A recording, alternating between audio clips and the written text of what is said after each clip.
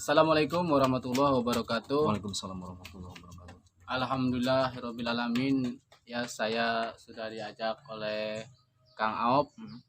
Barusan saya tadi mencicipi madu atau lebah tewel Dari sarang. dari Kang Aop, dan alhamdulillah rasanya bener-bener madu asli. Karena itu udah jelas ya. Selama ini saya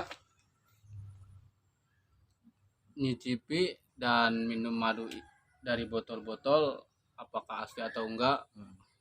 Di situ saya langsung datang ke pakar madu. Udah. Nah gini ya, ini saya juga masih belajar sebetulnya ini ya, mengenai budidaya ini saya juga banyak belajar gitu ya. Dan apa yang dikatakan Kang Sohib tadi, jadi tidak perlu khawatir lagi kita minum madu palsu kan gitu. Kan di sini kita manen sendiri ya, jelas proses pemanenannya kita yang melakukan manen sendiri, kita nggak ragu lagi ini palsu atau asli, karena yakin gitu kan. Kita langsung dari sarang. Ya benar. Ya. Jadi, nah itu ya. Jadi keyakinan kita ketika kita minum madu itu kita tambah yakin, kita langsung datang ke peternak. Kita di sana kita bisa melihat proses cara pemanenannya, bahkan kita bisa melakukan pemanenan sendiri dengan dipandu oleh yang punya ternak gitu ya. Nah itu langsung lebih bagus sebetulnya. Kalau ada rekan-rekan apa sobat lebah yang khawatir gitu ya, minum madu palsu atau asli, langsung saja datang ke peternak, atau ke teman yang amanah lah. Teman yang amanah yang bisa menjamin keaslian madu tersebut. Jadi sobat, kalau beli madu yang di jalanan, kita bukan sujon itu palsu ya, tapi kita asli atau palsunya. Tapi kita kan harus ada kehati-hatian ya. Kita kan membeli madu itu yang pertama niatnya untuk pengobatan ya, jelas. Iya benar. Jelas untuk kesehatan, untuk pengobatan. Nah, salah satu manfaat madu itu dapat menyembuhkan diabetes. Alih-alih kita mengobati penyakit diabetes, ternyata yang kita beli itu madu buatan atau campuran gula gitu kan. Gula. Nah, bukannya sembuh penyakit diabetesnya, malah tambah parah, karena itu tadi diyakini madu ternyata madu palsu yang terbuat dari gula gitu ya. Itulah sebabnya kita membeli madu yang katanya orisinal, karena itu udah dicampur tangan oleh manusia yang tidak bertanggung jawab. Itu doang yang perlu hati-hati oleh kita. Untuk meyakinkan kita langsung datang ke peternak, beli langsung. Peternak dimanapun ada, kita nggak harus ke jauh. Di sini Kang Op ada dekat. Sebelum dan sesudah minum madu tadi, terasa segar atau gimana? Alhamdulillah ya. Kita kan tadi belum makan siang, saya sengaja tahan. Ini saya harus ngasih makan ini pulang dari sini. Saya habis acara ini. Tadi begitu cuman sesendok doang, itu perut terasa kenyang. Itulah. Oke, saya tadi lihat di kotak-kotak sarangnya. Yang asli itu sarang lebah atau tewel itu di mana sih, Pak? Bang Aop. Yang apa? Ini kan kita buat kotak. Kita buat kotak-kotak ini kan, ini namanya setup ya. Biasa orang mengistilahkan atau menyebut kotak ini adalah setup. Sarang lebah buatan. Setup ini sebetulnya hanya untuk memudahkan peternak saja dalam pemanenan madunya gitu kan. Ini kalau sarang aslinya bisa dilihat video saya beberapa hari yang lalu. Saya pernah mengupload video yang berjudul sarang lebah di alam gitu ya. Sarang lebah di alam itu perlu saya jelaskan. Kalau saya boleh menjelaskan lagi, sarang lebah di alam itu biasanya di pohon-pohon kayu. Di pohon kayu atau di tempat-tempat apa sungsuhunan, kalau bahasa Sundanya sungsuhunan apa layes gitu ya, bambu-bambu, iya, di situ. rumah-rumah bambu, atau bisa di rongga-rongga yang ada lobang gitu, di papan-papan, di kayu-kayu yang ada lobang, di papan-papan kayu di rumah gitu yang ada lobang, itu biasa diisi. Nah kan karakter lebah trigona ini menyukai suhu yang apa namanya, suhu yang lembab, yang teduh, yang adem gitu, Yang nyaman yang istilahnya. ya adem, suhu yang adem. Kan lebah trigona ini sebetulnya tersebar di apa namanya, iklim tropis maupun subtropis. Nah yang iklim yang teduh, yang intensitas curah hujannya yang apa ya, tinggi atau sedang ya. Nah kalau di apa, kalau di daerah yang panas tentu lebah ini tidak akan berada di sana, tidak nyaman, karena sukanya lebah ini tempatnya di tempat yang teduh.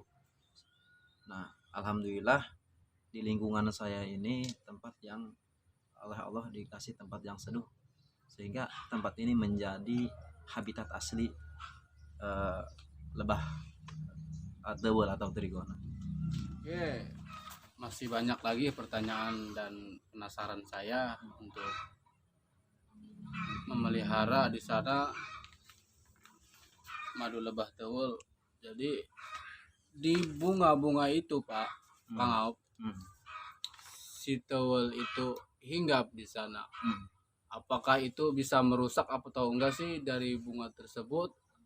Saya khawatirkan ketika hinggap-hinggap di sana terus kemudian berjatuhan, apakah efeknya dia atau yang lain atau apa gimana, itu yang saya khawatirkan. Gimana Jadi Pak? dalam proses mencari apa nektar gitu ya, ya nektar kan apa dihasilkan oleh bunga ya.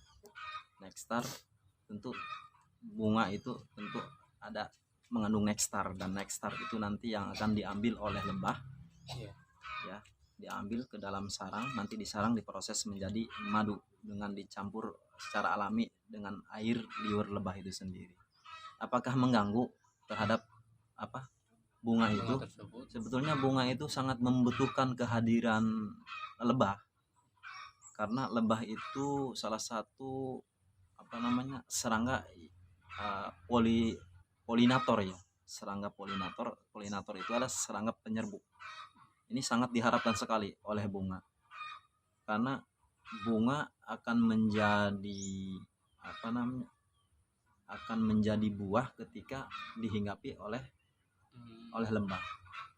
Nah lebah mengambil ke sana tujuannya mengambil nektar, ya, dan tidak sengaja lebah juga apa namanya menghinggap di bunga itu dengan apa menempel serbuk sari dari bunga, dan lebah hinggap lagi ke bunga yang lain, dan di situ terjadi proses apa penyerbukan. Yang tadinya bunga akan menjadi buah, itu proses dalam penyerbukan. Lebah hinggap di bunga yang satu, kemudian hinggap lagi bunga yang lain, itu proses antara pertemuan antara bunga jantan dengan apa disebut dengan bunga betina lah, sehingga menjadi pembuahan. Buah yang kita makan, yang dihasilkan oleh petani ya, diambil oleh petani, sebetulnya itu hasil dari sebagian besarnya hasil dari penyerbukan apa lebah ya, sebagai polinator penyerbuk. Jadi intinya, jadi kalau secara istilah ini ya simbiosis mutualisme. Nah lebah dan bunga itu, pohon bunga itu saling menguntungkan. Saling menguntungkan. Lebah untungnya bisa mengambil nektar, dan bunga mengalami perkembangbiakan penyerbukan. Nah seperti itu, saling menguntungkan. Dan tewel itu sifatnya, karakternya tidak merusak tewel mah. Nah saya ingat hadis yang dikatakan Rasulullah SAW, secara redaksinya seperti ini. Jadi mukmin itu ibarat lebah, makan yang baik, mengeluarkan yang baik, hinggap di ranting, dan tidak pernah apa mematahkan ranting begitu. Itu sifatnya lebah.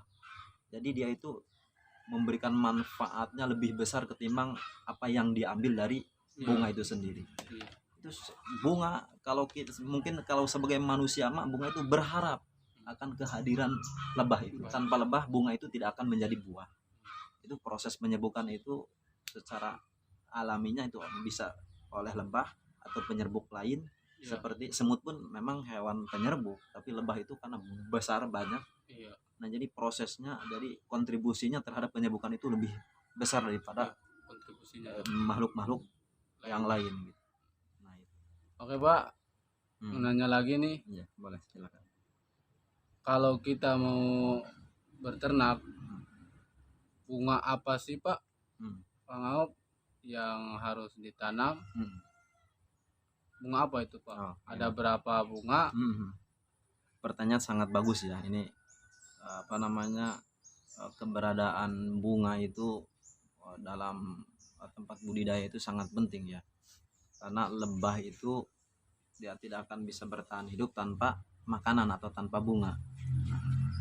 Tentu bunga yang harus ditanam, tanaman pohon atau bunga yang harus ditanam itu tanaman yang mengandung resin, polen ya. Resin, polen dan nektar. Nah, resin adalah dari getah. Nah, getah nanti akan diproses oleh lebah menjadi propolis, resin. Kalau polen itu dari serbuk bunga. Ya, ada kan, dan setiap bunga itu ada serbuk ya. Nah, itu diangkut oleh lebah jadi makanan cadangan lebah itu. Atau jadi makanan anakan lebah. Itu yang ketiga, tanaman yang mengandung nektar. Nektar itu, tahu nggak soib nektar? Nektar itu cairan manis yang dihasilkan oleh bunga. Nah ya, itu tadi kalau kita mau nanam pohon bunga ya, pohon itu yang mengandung tadi polen, nektar dan resin. Nah itu. Nah dengan ketiga ini harus ada di tempat budidaya kalau lebah kita mau berkembang atau mau menghasilkan atau melimpahkan madu yang berlimpah gitu, yang banyak. Nah itu apa saja pohon-pohon itu? Yang pertama adalah pohon bunga air mata pengantin. Nah pohon ini yaitu kandungannya yaitu nektar dan polen ya. Karakter bunga ini berbunga sepanjang tahun tanpa mengenal musim, terus menerus tanpa ada jeda. Nah jadi sangat cocok. Nah karena kebutuhan lebah dalam mencari pakan itu kan secara terus menerus. Nah, dalam mencari makan itu terus aja. Jadi setiap aktivitas sehariannya lebah itu mencari makan, mengumpulkan makanan. Yang kedua pohon Batavia, bunga Batavia sama itu juga berbunga sepanjang tahun. Kemudian juga ada bunga Kaliandra luciana. Oke, terima kasih. Alhamdulillah Kang Aop, terima kasih banyak nih ya. Sama-sama. Saya sudah dikasih pencerahan cara membudidaya, masih belajar sama membudidaya lebah tuwel dan saya jadi tahu itu ya.